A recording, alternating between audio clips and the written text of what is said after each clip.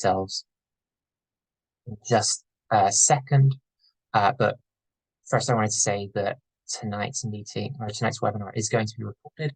So if there's anything that you miss out on today or have to leave early for, you'll be able to get the recording uploaded to our YouTube channel, so you'll be able to see it there. You'll also be able to that way share it with any colleagues who you have who might be interested in this opportunity and weren't able to attend this evening. I'd also like to do a little bit of housekeeping at the start too. So there are captions enabled, and you will need to turn them on yourself if you want to use them, but if you will find that helpful, please do turn those on. We will also be taking questions throughout, but answering them at the end. If you'd like to ask any questions, I'd like to ask you to use the Q&A box in Zoom. We've disabled the chat this evening, so you will only be able to ask questions through the Q&A. We will get to them at the end, and I'll have Rebecca keep an eye on that throughout the webinar. Rebecca, do you want to hop in and say a few words about yourself? Sure, lovely to meet everyone. My name's Rebecca. As I mentioned, I'm the awards officer here at the Fulbright Commission, so I support Sam in overseeing the UK Scholars and UK Postgraduate Awards Programme. Hi, I'm Dominic Johnson. I am a Professor of Performance and Visual Culture at Queen Mary, University of London, and I'm an art historian, and I applied last year, and as Sam said, we'll be going to the US to University of Southern California in January for 4 months.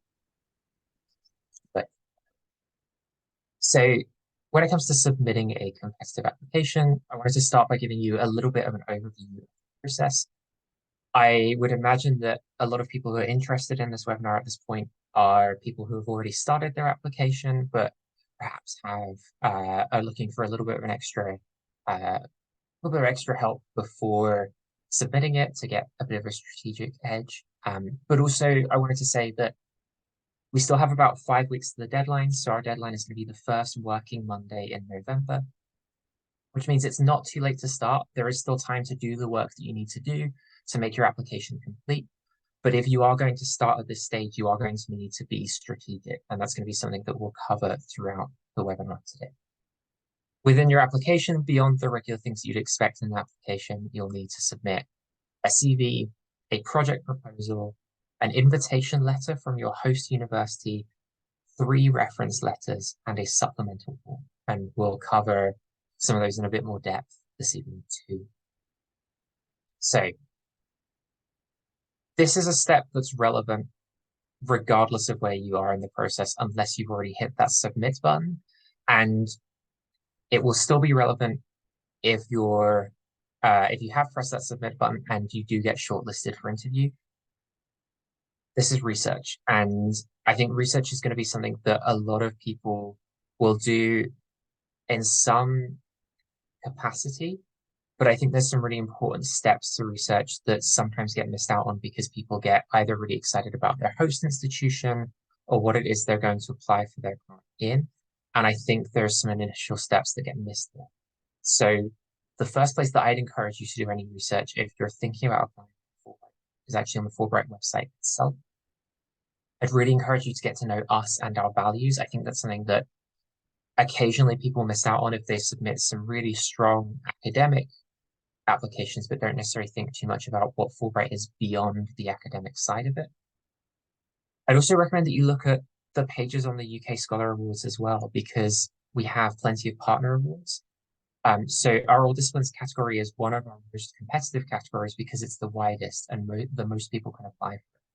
If you fit in with some of our partner awards, whether there's some that apply to your field or academic discipline, or perhaps you're interested in applying to be hosted by one of our partner institutions like Elon University or Rutgers University in Newark, then you'll be applying into a smaller pool, and this might help your application stand out a little bit. So if either of those things appeal to you, that might be one way of getting a little bit of a step ahead in the application process. Some of our partner awards are also, because of having that partnership in place, offer different benefits to our selected scholars as well. So that's something that you take the time and do the research into, because if you're able to take advantage of one of those opportunities and get some of the extra support that's built into those, missing out by not having done your research is really not a great thing to do. I'd also recommend that you do some serious research into your host institution. Having a good understanding of where it is that you want to be and why that matters to your grant proposal is going to be really important stage. That's something that helps a lot of applications that end up getting shortlisted and selected stand out is those that provide good justification for where it is they're going to be hosted. Dominic, looking back, I suppose just over a year ago now, what was it that you were thinking about before you'd even opened the application form? I think the first key things were, as you said, really doing a deep dive on the website, because it is a really distinctive program, I think, which we'll get into in a bit later. But I think there was that. I think there was getting in contact with the proposed host institution really early,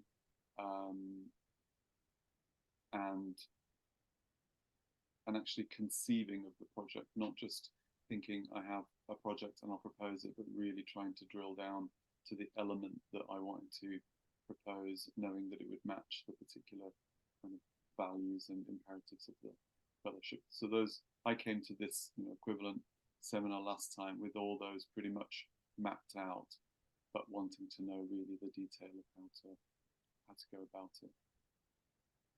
I think we'll talk about this properly when we talk about host institutions. But I think what you said about getting in touch with them early is really key. And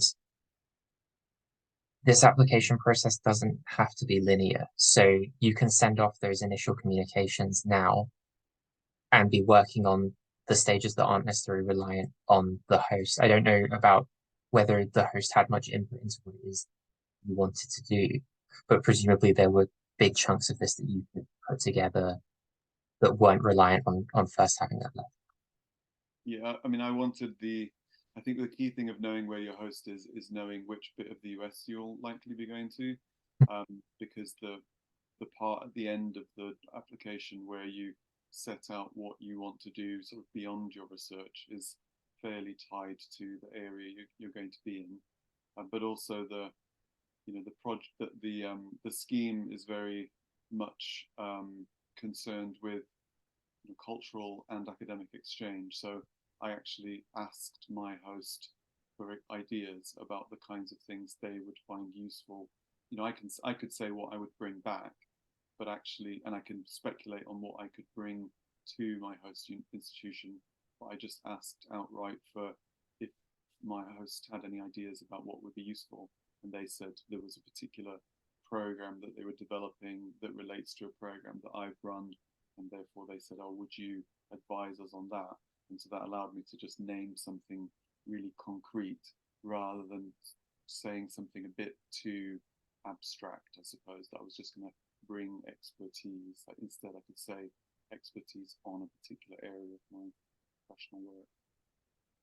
And that, as you say, that ability to have something definite that you can point to in your application stands out so much at both the application and the interview stage that if you're in the middle of your application now and that's something you do, I'd absolutely recommend that you do it. And I think if you take anything from what I just said, don't be afraid to ask when you're getting in touch with these institutions. I think there's a real difference between the way that we tend to communicate professionally in the UK and the way they tend to communicate professionally in the US. And I think people are a little bit more straightforward about what it is they want to do and what they're interested in doing and what they're asking about in the US. So don't be afraid to ask those kind of questions.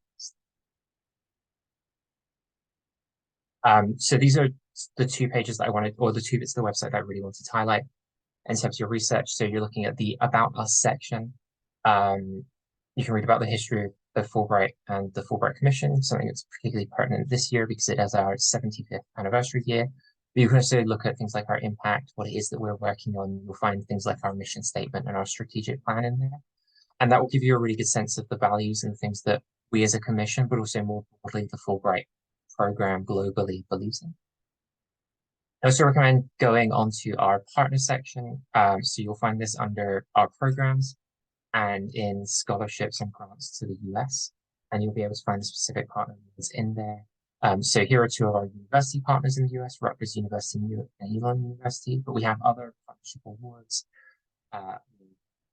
other organizations that are not tied to specific universities. It's like our Lloyd's Award, Royal College of Surgeons of England Award. Those don't require you to go to a specific university. You would be able to still have that direction within your application, but you would need to be within a specific field to apply. And finally, we have our disciplines category, but as I say, that's often the most competitive. So if you're looking to get a competitive edge, it might be that you're interested in some of these partners. But if you are going on the website, I cannot put too fine a point on the importance of reading the application instructions. These lay out very clearly everything that you need to do in your application. And every year, we get questions from people asking things that are covered in the application instructions. And if we're talking about being strategic, you will save yourself time by familiarizing yourself with these application instructions instead of taking that time to contact us about things that you could answer questions about here. There's also guidance built into these. Some awards require extra things built in. So if an award or if you're planning to teach during an award, you'll find in the application instructions that we expect you to include a syllabus. There's a checklist in there as well to make sure that you're hitting everything we would expect to see in a strong application. So do not race straight into the application form without taking the time to familiarize yourself with these first. There's also an important note there that the online application form is used globally. So there will be sections in there that you will not necessarily need to fill out if you're a UK applicant, but again, you'll save time. So a good example of this is candidates from other countries may be required to provide a letter of support from their home institution to say that they are being given the leave or the time that they need to go to the US. At the US UK Fulbright Commission, we don't need to see that letter. And that's something that might be taking time away from you putting extra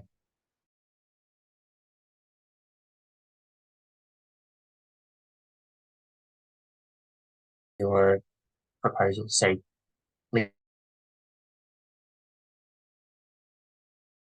easier for you to be strategic and efficient with your time, which is really going to matter because, as I say, we have about 5 weeks left, which is time enough, but it's not time that you can waste at this. Sorry to interrupt, Sam. You just cut out for about 20 seconds there. If you could just repeat that last point. Yeah, of course. Reading these application instructions will also inform you of the ways in which what we're looking for in the UK might differ from other commissions around the world. The example that I'd like to highlight here is that other commissions may require a letter of support from your home institution to indicate that you either have the leave or the time that you need to be able to go to the US and undertake your work. We don't require this from the UK Commission in the application form itself, which means that taking the time to find the right person at your university to fill this out and send it off as part of the application may just be taking away time and energy that are spent communicating with your hosts, finding referees, or putting extra work into your proposal. And having the ability to be more efficient and better use your time at this stage, where, as I said, 5 weeks is time enough to complete an application, but it's not time that you can waste. Finding where those inefficiencies are and skipping over them is going to be really helpful.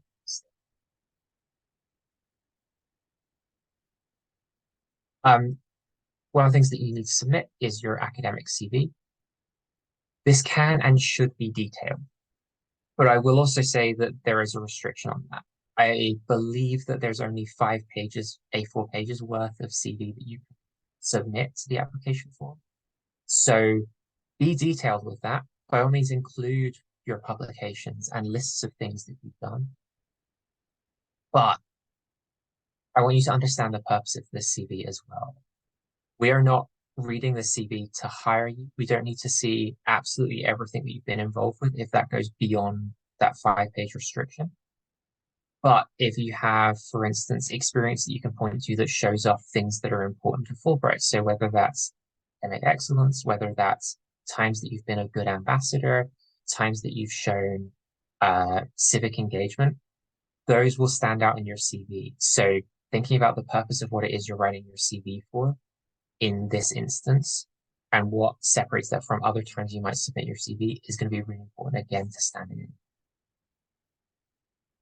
We move on to talk about the project proposal a little bit too. Consider your audience. Your application is going to be read primarily by 2 groups and 3 if you're applying for a partner. If you're applying for an All Disciplines Award, your application will be read by an academic panel made up of Fulbright alums and by Fulbright staff. If you're applying for a partner award, it will be read by Fulbright staff, our alums, and by people at the partner organization. This is important because it can be really tempting in a project proposal for a grant to jump right in and get into the academic detail. But taking a little bit of time, even if it's just an initial paragraph, to help your reader situate themselves within the field or within what it is that you're doing. If what you're involved with is perhaps a slightly inaccessible discipline, will really help. But also don't be afraid to show off the academic nuances, the real depth of what it is that you're proposing to do, because you will also be read by the field. Check to see if your award requires anything different. So I've already mentioned some awards require syllabi, so make sure that you're including anything like that. And then these 2 things are really important. Dominic already alluded to one of them in terms of what it is you're doing beyond your award and what it is you're bringing to your host institution. But Fulbright is international and Fulbright isn't purely academic. And I think these are 2 things that are really key. So we're looking for people showing their cultural curiosity, their interest in the US, why they need to be there to do this research. And we're also looking for people who are interested in civic engagement, in exploring a culture that isn't their own, in being embedded in a community, and also in bringing things back to the UK and being a good representative of their home university and their home communities. So I think your application did a really good job of a lot of these things. So do you want to talk about what your approach was to writing this proposal? Sure, thank you.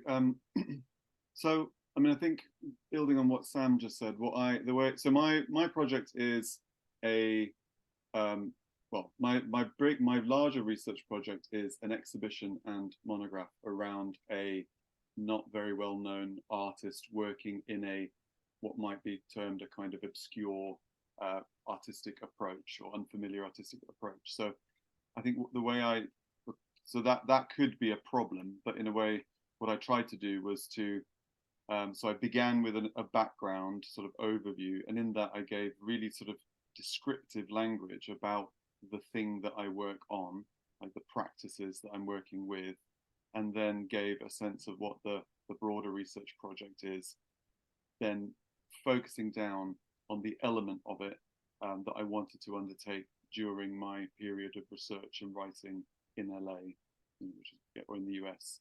And I think what's key is some of the things that I've tried to focus on were accessibility of language. So pulling back from more sort of jargony or highly specialized language, bearing in mind this idea that non-specialists will also be looking at your research proposal. So trying to imagine a kind of smart, engaged, but non-specialist audience, essentially. Then I think focusing in on the element of the research. So what I basically said was that I would do some primary research, but a lot of kind of developmental activities during my time in the LA, which includes doing sort of conversations and exchanges with senior academics and curators in my field, and then doing some archival research and other things. But I tried to make an emphasis upon those aspects which weren't simply me sitting in a library plugging away at a manuscript or at books that I might be, secondary research that I might be doing. I think I sort of learned from this seminar, I guess, that one of the things that Fulbright is after is a kind of demonstration of dynamism, or of sort of being at the forefront of your discipline. So in a way, I think there's an emphasis on trying to demonstrate that, not simply to say it, but to demonstrate it in the way that one is writing about the research you have done and are setting out to do. I think I also emphasized, well, one thing I found really attractive about the Fulbright is that they allow, or even perhaps encourage, an emphasis on sort of process or kind of speculative work rather than outcomes. So there isn't, I'm in the arts and humanities, and often there can be an emphasis of like, what is the outcome? Is there going to be 2 articles? Is there going to be a book manuscript? Are you going to finish the project? And my understanding was that that wasn't the case. So you could give a sense of being interested in the process of learning and generating insights, information, contributions to an area that you've delineated.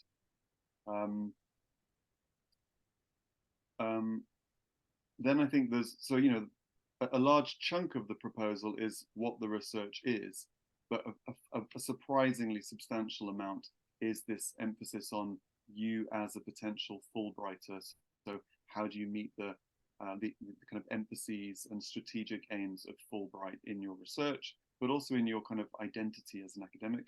So I stressed not just publishing books and things, but also trying to talk about my leadership activities or advocacy outside of the university, to show that, to kind of give a sense of being a rounded academic, which I feel is very much a kind of Fulbright value.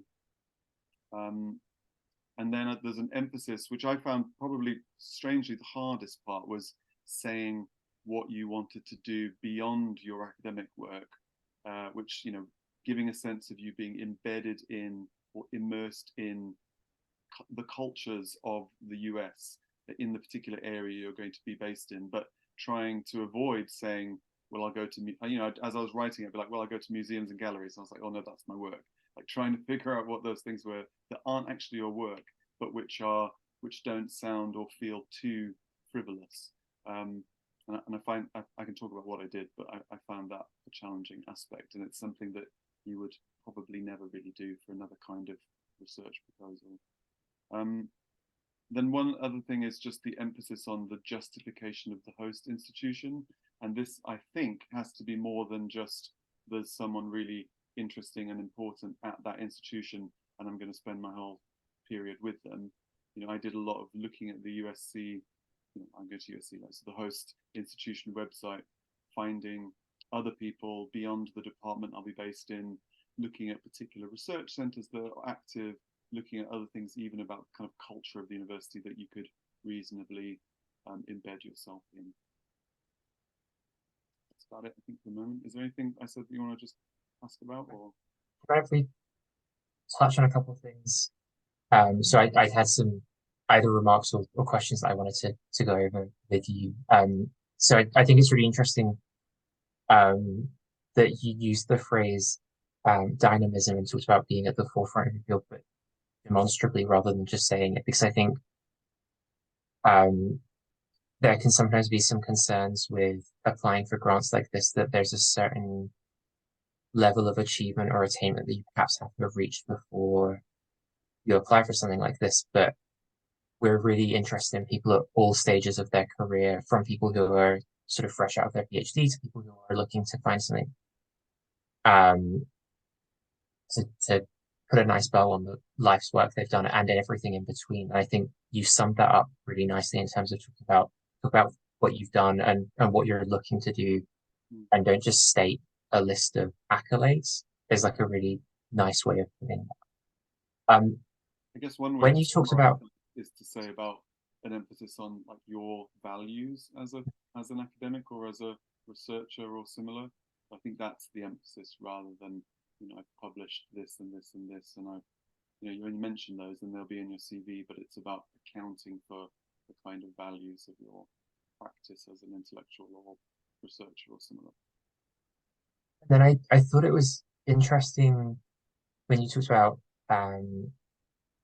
you said that what you're interested in looking at could be seen as an obscure area of art. It almost sounded to me like you viewed people's unfamiliarity almost as an advantage. So rather than seeing it as a laborious task of trying to help someone understand what it is that you were doing, that you can actually use the reader's relative lack of knowledge as the ability to make them excited about what you're doing. Is that the right sense that I'm getting from that tip? Yeah, I think so. And I think it was about, as I said, using descriptive language. So this is, there is this thing that I've identified that's really important. This is what it is, and I'll explain why there's a really worrying gap around its inclusion in the relevant disciplines that I'm trying to contribute to. And I feel that kind of approach, which you can also, I think you can sort of map it onto any discipline really. Like part of the process of the Fulbright is that we all then meet together, all the awardees, and it was really striking that everyone's project was incredibly different, but it all had this kind of mutual thread where you could listen to someone's work and think, I know nothing about that, but it's really interesting. And I think somehow you have to convey that in the proposal right at the beginning, and then you can get sort of into the nuts and bolts of the research context, what's been published, what's relevant to the area, the kinds of contribution you seek to make, which is sort of more specialized. But once I guess you've set out that kind of stall around why it's relevant, you've captured someone's imagination to allow them then to see why the subsequent sections are necessary. And then there was something you said about justification for why the host is important that I just wanted to build on and say I've seen applications in the past that treat that almost as if it's an optional of the application, and it's absolutely not. We really expect to see thought given to why it is that you wish to be hosted by a specific institution. But there's more to it than that. There's other questions that will be in the application instructions and in the proposal instructions that you should really consider as mandatory to writing a good application. You can write an application that will be accepted and as a submitted application that ignores those, but it will not stand out if you're not answering these questions. And it's what Dominic was talking about in terms of why the host institution matters, but also why Fulbright? Why Fulbright over any other form of funding to go to the US? And why the US? Why do you need to be in the US? I think if you can answer all three of those and give good answers to all three of those, your application is Yeah, I mean, I approached that in a number of ways, which is for the institution, there is the person that you're kind of aligned with, the department that you're based in, the broader institution, and there's like the locale or the city or the state that you're going to be based into. And that kind of, that goes in very, very close and then expands out at a sort of bigger scale of consideration. And some of those might mean that you just spend time on the internet finding out about the state or looking for lots of information about the institution. I don't know, but I think that was the way I approached it. And then are there other archives or institutions or research centers or similar that are in the state or the city that you want to engage with, and you can reasonably say you will? Are there people in the broader kind of environment like that you could aim to be encountering or working, meeting with, even just talking to, because it's likely that as a Fulbrighter, the Fulbright or the institution will be able to kind of facilitate some of those networks. Then I also sort of did something about so the LA in terms of research, but also, as I said, beyond research. It's important, and then the kind of really key thing of like why you want to be, why the Fulbright is right for your research, and that really does come down to reading the statement of its strategy and values really carefully, and then quite deliberately linking yourself and your work to those, so that it's absolutely clear that you are applying to this and know you're applying to a particular scheme particular commission and you understand what the commission is looking for. That's really clear and really thorough. And finally, we include a checklist within our application instructions that you might want to use just to make sure you've included everything in your application. So additional tips. You do need an invitation letter, but at this stage, it doesn't need dates. So if you think that working that side of it out right now is going to take away from the rest of your application, reach out to the institution, make sure they're happy to host you, make sure you've got a contact there, but don't feel like you need to do all of the logistics at this stage if you'd rather focus on submitting the application. If you absolutely cannot get a letter of invitation, at least show evidence that you've made contact and that they're happy to host you. And then this is a final one from me, and I'd happily take any insight you've got on both finding the right person at your host to write a letter or what should be included in that, and also finding good referees. But a thing I think is really useful and some people miss out on is try and avoid having your host letter writer as one of your referees. If you think about your application as a series of data points that we as a commission and an academic review board have on you as an applicant, if your letter of recommendation and a letter of invitation come from the same person, we're essentially losing a whole data point on you as an applicant. And I think that's just a really easy trap to fall into, but one that's easily avoided. Do you have anything you want to, I think you've been quite clear about what it was that you did in contacting your host, but is there anything else you think is useful to people who are perhaps still figuring this side of things out?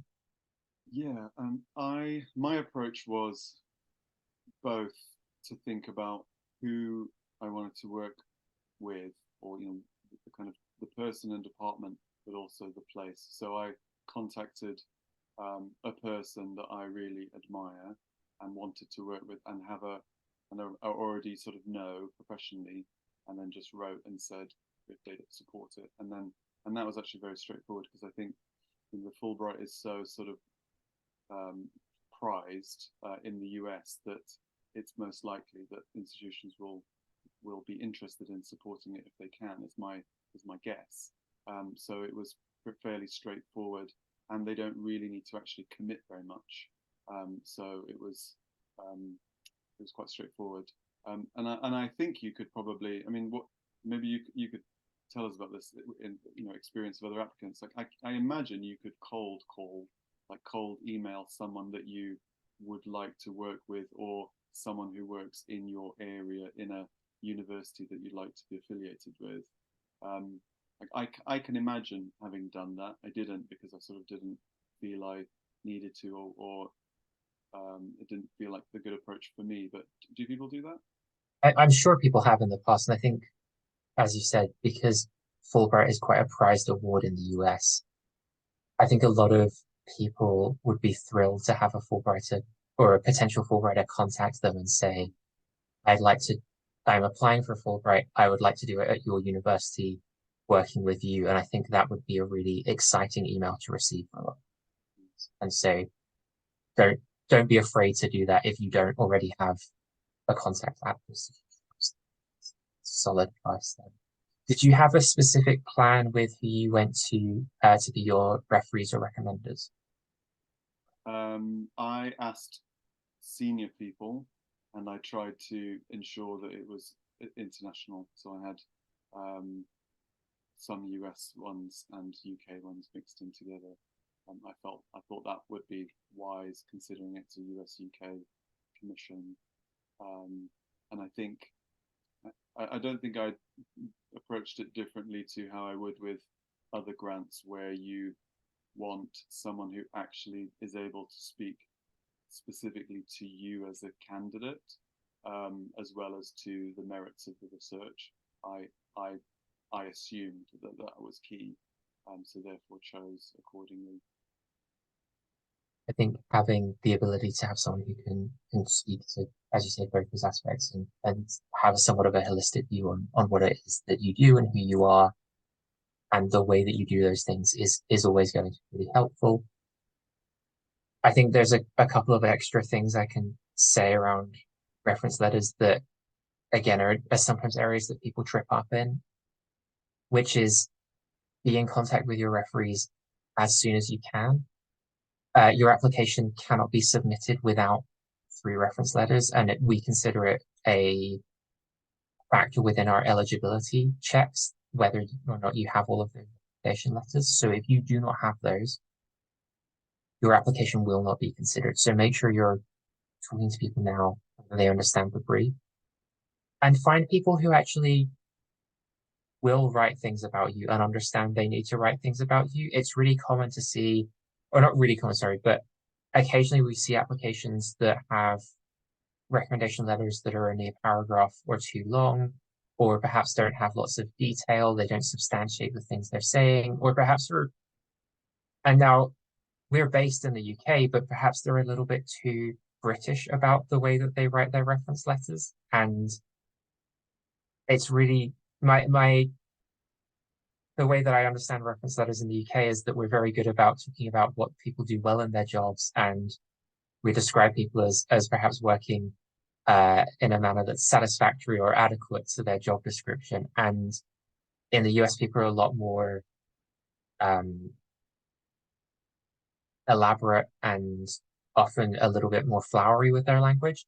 You do not need to ask someone to pull out all the stops, but by all means, find someone that's going to talk about you in some amount of detail and provide solid backing for the things that they're saying about what you're doing, whether that's work that they've done with you in the past or work that they've seen you do, and are able to situate you within the greater context.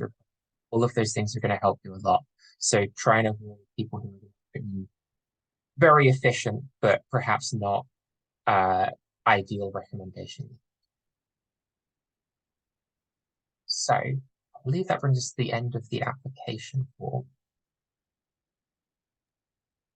Like I said, a lot of this information will be relevant for your shortlisted for interview and will be things that you can consider. But those are the documents you need to submit for the application. I think we've covered a lot of ways that you can make those stand out or things you can think about to make your process better at this stage. We welcome any questions in the Q&A, and I look forward to, to my colleagues and to Dominic as well. If you have questions afterwards, be sure to get in touch as well. We're always checking the Fulbright Awards inbox. The one other thing that we didn't go over, because there's not really any approach that you need to do to it, just fill it out as you are comfortable and doing, and as honest as you can be. There's a supplemental form you need to fill out, and this collects things like demographic information. That is on our website, and there's a link to it on our website. It is not included as part of the form on the digital application form website. So make sure you're checking both our website and the website where the application is hosted, and make sure you're filling both of those out, because again, we consider that supplemental form part of a complete.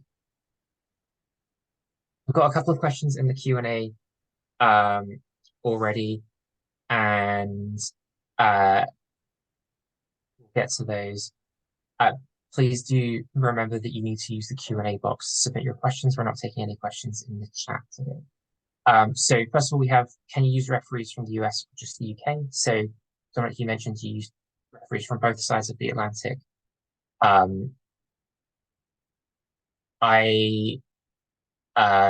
would recommend finding referees that are going to write you good references. And equally, if you are looking at the international angle to find people that can evidence that you've done work internationally, do not feel that you're restricted to just the US and the UK. A lot of those ambassadorial skills are, to my mind, transferable from place to place. So do not feel like you need to only find people in the US or the UK. If you've worked with people in other countries, by all means, reach out to them and ask them to. Sorry, Rebecca, I realized that I said that I'd like to moderate the questions, so please do. No, no worries. You were doing amazing. So we have another question here, just asking for a little bit more information about the interview. So wondering how it's structured, a little bit about the format. Yeah. So our interviews are um, posted all online. We do this because we take applications from all over the UK and sometimes further afield if we have UK citizens living in other countries.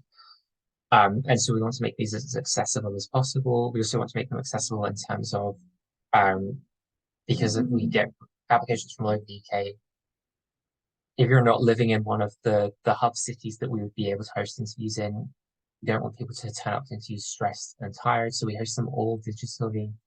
Um, we send our interview questions out 48 hours or 2 working days ahead of time for applicants to read over, get a sense of before they come to the interview. The interview is, although we ask for a presentation on your project, the interview focuses a lot more on the Fulbright side of things than the academic side of things. Um, I suppose without giving away too much about questions and how to approach the interview, Dominic, is there anything you'd like to share about interview preparation or experience being on the other side of the interview? Yeah, when I found I was quite anxious about the interview, and because it's just quite an unusual, certainly in the arts and humanities, it's quite unusual to be interviewed for a grant. So I was quite anxious, and I did lots and lots of prep, but it was actually very enjoyable. So I think it's good for people not to be too worried about it. I prepared. You do a presentation. I prepared really carefully for that because it's very short, so you have to kind of say a lot quite quickly or succinctly. And then I think in the questions, I think the emphasis it's just knowing that there is an emphasis that is much larger than your research project, as you say. So there's a real emphasis on making sure that the interviewee knows what the Fulbright stands for and how you're going to meet those values, essentially. So I think, yeah, I mean, as you said, the questions do come to you first, so it's not too, you do have a chance to prepare, which is really excellent. And I think the other thing is that as with the proposal, one has to remember that you're being interviewed by people who are not experts in your field. So you sort of transfer that kind of accessibility from the proposal to the context of the interview as well. I also think there was something you said about the proposal when we were covering that earlier that is almost more relevant in the interview, which is make sure you're being detailed and saying things and giving evidence for the things that you're saying or providing solid examples of things. So, as you say, when you're talking about where it is that you're going to be in the US, having definite things you can say rather than just speculative things you can say is such a really I think also that I mean, I tried not to just simply reiterate what was in the application as well. So to try and that's a bit of the kind of making it feel a bit more dynamic that you sort of there without proposing a different project. You're sort of trying to just give slightly different angles on things, especially the aspects that aren't really the research, but are more about the cultural exchange to try and describe that a little differently because there is an emphasis on those elements in the interview. Awesome. So we have another question here, just asking about whether an applicant has to be employed or whether they can be self-employed or presently on a professional career break. absolutely we would welcome applications from people who are self-employed or on career breaks. We also accept applications from independent scholars, so people who aren't necessarily affiliated with the university. So by all means. We have a further question here asking if you can apply for for more than one award type. No, right now you can only apply for one award. So that can be an All Disciplines Award or a partner award, and it can only be one partner award. I believe there is a space on the application form where you can right, that you might like to be considered for another award. So, for instance, if you're applying for um, the Lloyd's Award, for instance, and you'd like to also be considered for an Odysseus Award, I believe that's something you can indicate on the application form, but understand that your application will be assessed as if you're only applying for the one award regardless, and it may be that that's something we take into consideration further down the line, but regardless, you can only apply for one.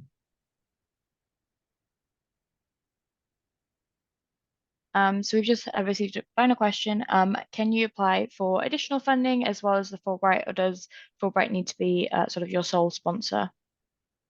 So this is something that might come up if you're selected for an award, but right at the application stage, you can apply for any kind of funding that you might find for the project that you're looking at doing.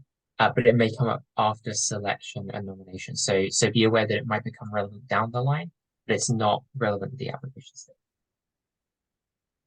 So we currently don't have any further questions in the Q&A. I'll maybe just wait a minute in case anyone has a final question they want to pop in there, but just to kind of reiterate what Sam had said, how we're always available via our programs inbox, just Fulbright programs at fulbright.org.uk, and that email can also be found on the website.